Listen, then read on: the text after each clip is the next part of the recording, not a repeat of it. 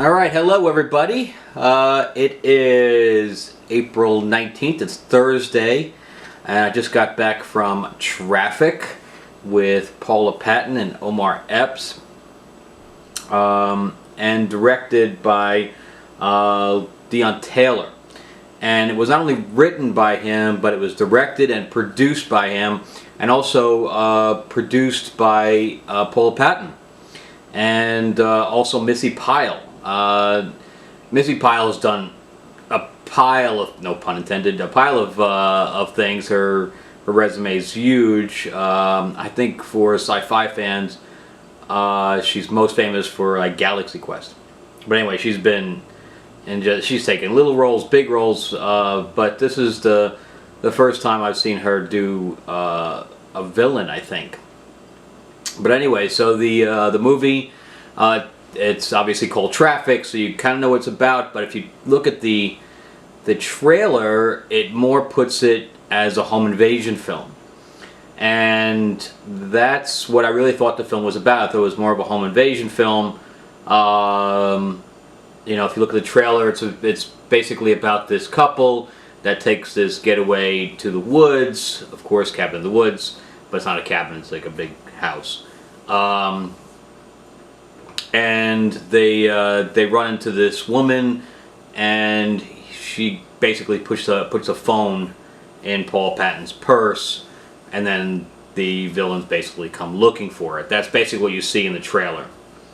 And so there is obviously a lot more to the film than that, and I was pleasantly surprised by that twist.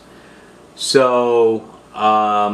So they do kind of delve into the human trafficking side. I'm going to do more in the trailer section, so I don't give too much of it away. But overall, I mean, it was obviously a low-budget film. It was an independent film. Every time you put the actors as producers, that means you made deals with them to do the film. And I have to say this, that the acting was very, very, very good. There wasn't anybody that kind of dialed it in. And I think they all cared quite a bit and wanted to put in a good performance, even though they probably weren't getting paid a lot of money to do the film. I think that the film subject matter was important to them, so that everybody kind of gave their all. So I think the emotional sides of the film were very well done. So I do suggest seeing it. To support the film, support the subject matter, and then support the filmmakers. I always try to support independent film as much as possible because of the fact that there really isn't a whole lot of it. You know, so there isn't, especially hitting the larger screen. There's some horror films that come out, but on the drama side and the action side, not much, because it's hard to compete with the studio big budgets. But to have him, and I looked up Deon Taylor because I've never seen anything he's ever done before, and he hasn't really done anything before. So he's done shorts and stuff like that. So for him to get Paula Patton on and then get a bigger budget, I'm not saying big budget as far as studios, I'm saying big budget as far as independent film. Because for independent film, anything over $5 million is a lot of money. Because you have to raise that from independent investors. And I can tell you, after a dozen years in this business, as far as being a producer myself, it's very, very hard to raise the money. So I think that the subject matter helped to raise face the money. So the fact that it's about human trafficking, and there's a whole lot of people and celebrities behind that. So I think that really helped. But the rest of all the actors are all are TV actors. So you have Roslyn Sanchez, who was in Valor, but otherwise the last time I saw her on the big screen was like Rush Hour 2. She's done obviously television galore, Devious Maids being one of them, and then Alonzo, who has done just a pilot television as well. I forgot what it was called, Breakout Kings, something like that. That was one of his. And then he did Mysteries of Laura as well. So I think that was the latest thing that he did. And he was also in one of the Fast and Furious films as a villain that had supposedly killed Vin Diesel's girlfriend. But anyway, so that one was the one with the caves in Mexico. But anyway, she was he normally does television, but he does film occasionally. But you know, he played the he doesn't play a dick normally in television, but he did a good job of playing a dick in this one.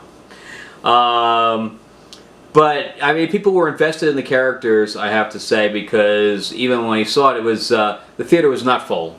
Of course, it was Thursday night, but people were invested because I heard cursing when they were about to be found and stuff like that.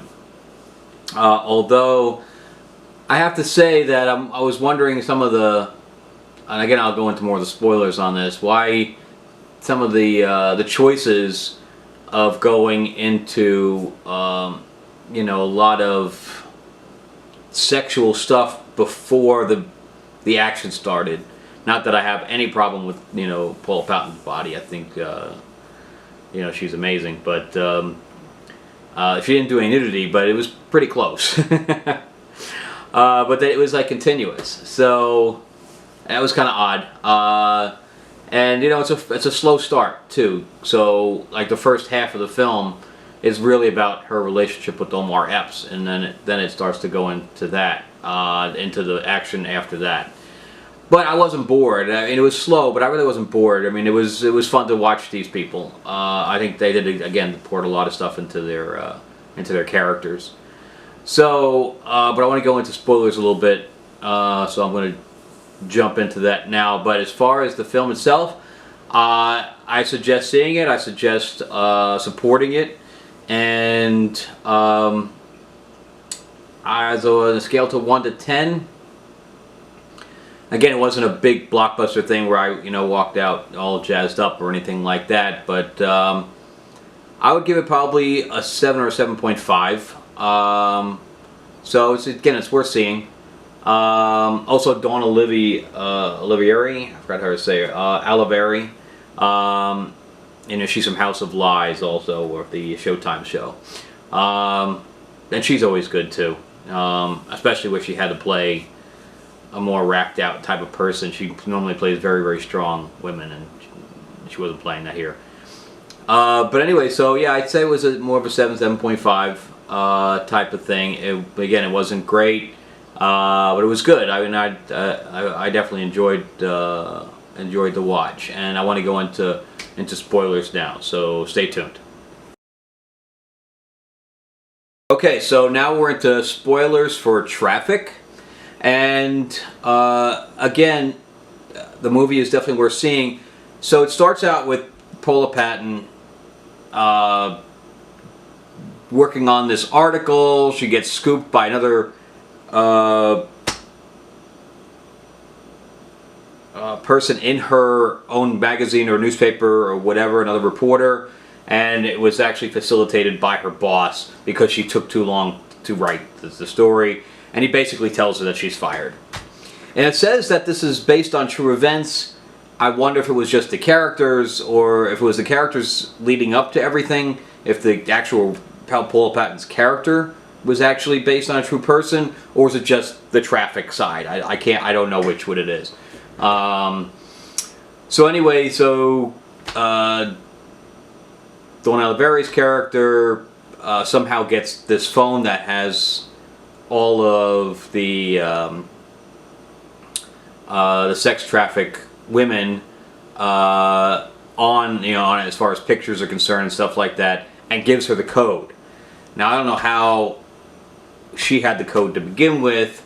Obviously, she probably stole the phone from the guys that she was with. I didn't really understand, based on the rest of the film, where she kind of fell into everything, because she wasn't an upper echelon, she was in the pictures. So she was basically just one of the traffic workers. So I don't understand why she was in the bathroom in the beginning at all. I was a bit confused by her whole involvement, and so that kind of baffled me. Plus, you know, again, they really delved into the relationship between Omar Epps and Paula Patton's character for 45 minutes, and again pushing Alonzo's character in there and Roslyn Sanchez's character. So for 45 out of the 90 minutes, 45 minutes was that, with only the part in the bathroom that kind of set the story up. I would have liked to see more of the Traffik side, because from that point on, from after the first half going into, I guess, the second act, there was a whole lot of the home invasion thing with them kind of battling the bad guys, and Omar Epps gets killed, Alonzo gets killed, and then we find out, and Roslyn Sanchez gets captured, but we don't see that actually happen, and we just see her bags on the floor and we know that she was captured. And then we know that Missi Pyle, which is the sheriff, that she's evil and kind of running the whole thing, or at least part of the upper echelon, because she's basically yelling at the main bad guy, who is Luke Goss, who's always plays a great villain. And only then do we go into the human trafficking side, and then she immediately escapes.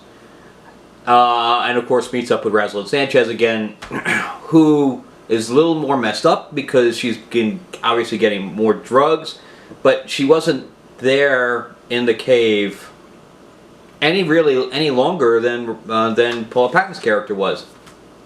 But she couldn't even walk. So I would have liked to have seen a little bit more go on with that, because we really didn't delve into the human trafficking side more than 20 minutes. So the main portion of the movie I felt wasn't there. So I would have liked to have seen more. Again, I like the film, but I think a shift of less in the beginning and more at the end would have been better. And then the end, it was and then moving like into the last few minutes of the film, I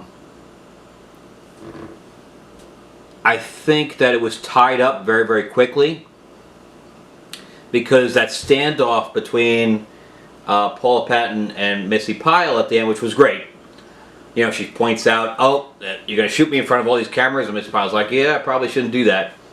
And then they walk outside, but Paula Patton only made one phone call to her editor, to her boss, or I assume he would be an editor or whatever of the paper.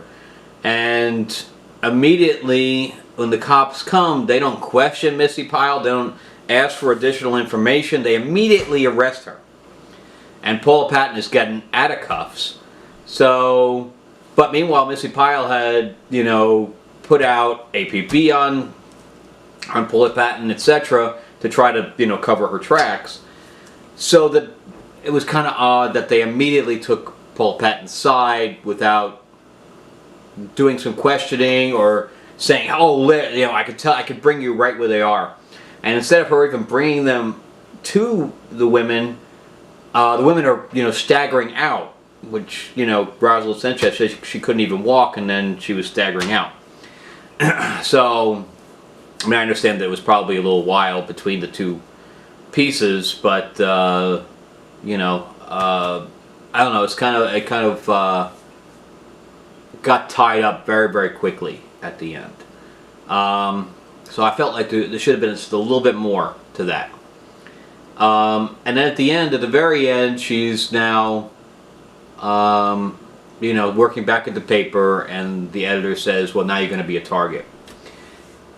And if that's the case, I would have loved to just have gone a little bit further, where, she's sitting in her house, she hears something or whatever, and that's where we could have cut.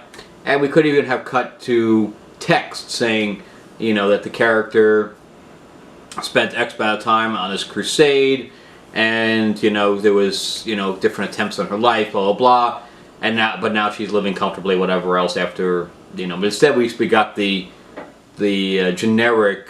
There are 1.9 million women that are being held in sex trafficking throughout the U.S. and it's a $150 million business. We got that part instead of seeing a little bit more about what happened with the character after and her crusade. So again, it was probably not based on a real character, because if it was, then they would have done a little text on that instead of a generic statistical thing. But again, the acting was superb, and I think really everybody gave their all to it, and I could tell they really cared. So definitely worth a watch. If you've watching the spoilers, I assume you've already seen it.